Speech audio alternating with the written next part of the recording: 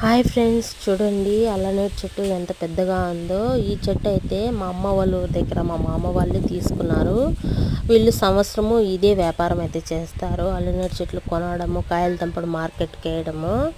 చూడండి, ఆ అమ్మాయి మా చెల్లెలు కావాల్సి వస్తుంది. అమ్మాయి పైకి ఎక్కి కాయలు ఎంత బాగా వస్తుందో నాకైతే చాలా ప్రౌడ్గా ఫీల్ అయినాను. ఒక అమ్మాయి ఉండి అలానే అదే కాయలు తెంపుతుంది అంటే అది మామూలు మాటల్లో చెప్పేదైతే ఏం కాదు. గాలి అట్లా వీస్తూ ఉంది.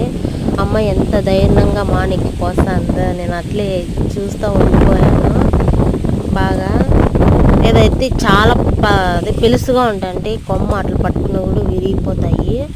అది కొమ్మల మీదకి అయితే ఎక్కి పీకూడదు, అట్లా ఎదుర్ల మీద ఎక్కి అయితే కాయలు కోయాలన్నమాట. చూడండి, పాపం వీళ్ళ కష్టానికి ఫలితాన్ని ఇవ్వాలని అయితే నేనైతే దేవుని కోరుకుంటున్నాను.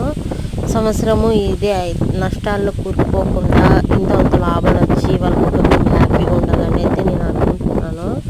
ఎంతోమంది ఇట్లా వ్యాపారం చేసేవాళ్ళు ఇప్పుడు చాలామంది టమోటాలు వేసి నష్టపోతున్నారు. వాళ్ళకైతే ఏం లాభం అయితే రావడం లేదు.